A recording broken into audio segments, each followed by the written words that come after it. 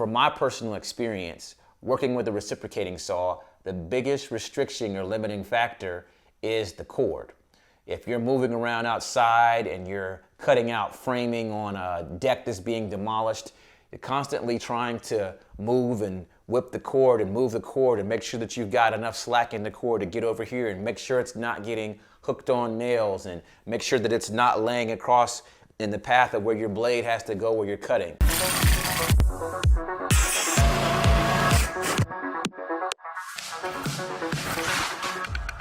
What's going on, guys? Kendall here for Renos for Pros and Joes, helping you simplify the renovation and remodeling process. On this channel, we do hands-on product tool and gear reviews, as well as renovation tip and strategy videos. If you're new to the channel, consider subscribing.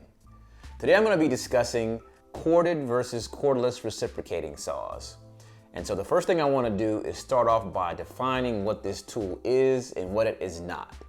So the reciprocating saw is different than most other power tool saws in the fact that this is pretty close to just a purely demolition tool, okay? So the overall intent for this tool is not precision work, it is demolition.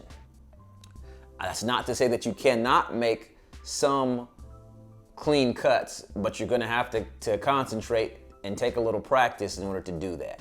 So that's the first thing I want to address. Next, let's talk about price. For a corded reciprocating saw, to get one that's pretty good that you could stand behind and be able to use for years and years to come, the entry-level price point hovers somewhere around 100 to 120, 130 bucks. Some models and versions go on sale, and so that's why I have that range in there. But generally speaking, between $100 and $130, you can get a very good reciprocating saw without breaking the bank. Now that's not to say that they don't come more expensive than that, because there are some that are closer to $200, but a general rule, they kind of fall entry-level price point for a good one is around 100 bucks.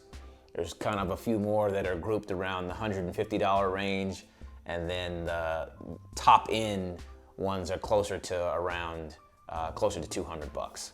So that's the corded version. Cordless, and this is for the ones that are going to be the market leaders or market standard, is going to be price-wise somewhere between $160 to well up over $200. And that is just for the tool, no battery, no charger, unless you can catch some type of promotional sale or clearance closeout, something like that. So that means that this tool is substantially more in a cordless version than corded, which brings me to the next question, which is how frequently are you going to use the tool?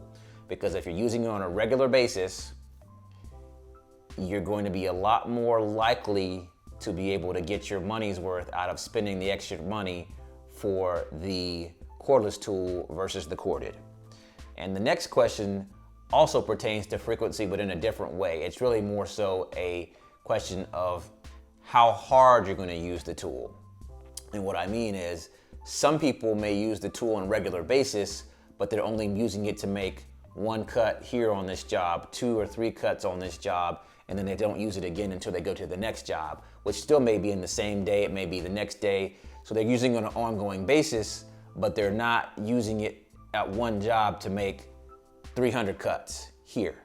And then they don't use it for another day, or even if they use it back to back. But you see what I'm saying with regards to how hard you're working the tool when you do use it, because that's going to affect how well your type of work is suited for battery powered tools in general.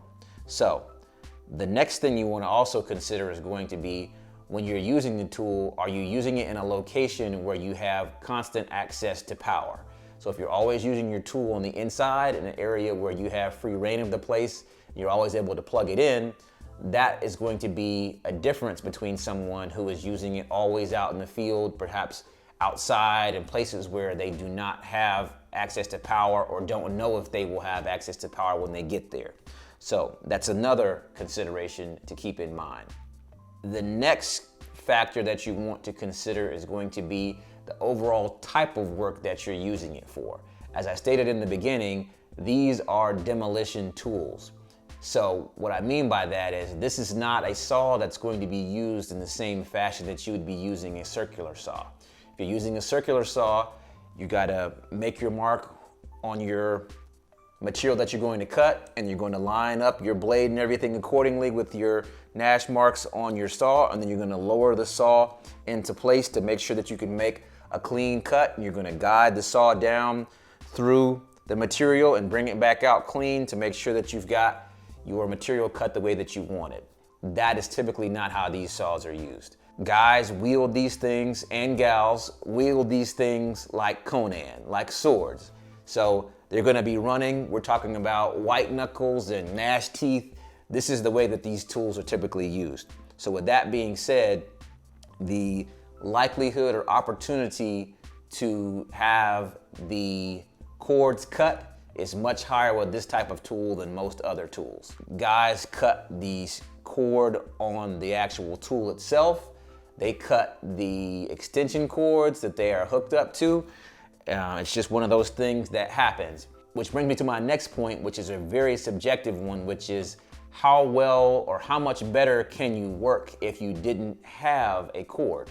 Because from my personal experience, working with a reciprocating saw, the biggest restriction or limiting factor is the cord. If you're moving around outside and you're cutting out framing on a deck that's being demolished, you're constantly trying to move and whip the cord and move the cord and make sure that you've got enough slack in the cord to get over here and make sure it's not getting hooked on nails and make sure that it's not laying across in the path of where your blade has to go where you're cutting, things like that. And so that's always gonna be a concern with a corded tool, but especially with a reciprocating saw. And so the question is kind of how much more freely can you work without having that blade or having that cord in the way? And in order to answer that, you probably would have to have used one before to be able to have that experience of not working with one. So the final point that I want to make with regards to these saws is really more so to the folks who initially invested in the technology when it first came to market some time ago. And that's one of the things that I've got on this table here that I was going to point out, is that this is the only corded reciprocating saw on this table. These three are battery powered. These two are very similar in that these are the more recent technology with regards to saws and battery packs. This saw here is an older model, and this should be best described as part of the first wave or generation of battery powered tools. So when the tools first came out, as you would expect, they did not perform nearly as well as they perform now. So if you're watching this video and your only experience with battery powered tools was with that first wave or generation of battery powered tools, or your experience is with a tool that is not made by one of the brands that most contractors or guys who use these tools every day use, then you want to temper your previous experience with battery powered tools by keeping an open mind, because the newer tools have battery packs that are available that last a lot longer, they're a lot easier to use, and they're just a lot more convenient. And additionally, we now have high-speed chargers that take a fraction of the time that they used to take to charge. Another consideration to keep in mind between the corded versus cordless is going to be power. Now, this is something that has long been debated, but in my opinion, we've reached the point now with technology where the corded versus the cordless are pretty much on par and very similar with their power output. The only difference is going to be obviously how long you can work. Now, the corded version is going to work indefinitely because it's plugged into the wall and being powered by the power grid or power off the power grid. So it's unlimited as long as the power bill is current. these tools run on batteries, and this technology costs a lot more. The batteries themselves cost a lot more. And that's really the main difference between these two tools and this tool, is more so the battery and charging technology than the pure power of the tool. I mean, these are more powerful, but the biggest difference is in the batteries. And I say this to make the point that a cordless tool can be used in the same way that a corded tool is, provided that you have enough batteries to keep it running. And so what I'm saying is, even if you use the saw on a regular basis throughout the day, as long as you have enough batteries to be able to keep your workflow going, you can use this tool just like you would use this one. Now, obviously there's going to be scenarios where that's not going to be reasonable, but you'd be very surprised with how well these tools work and how long the batteries will keep when you're running the tools.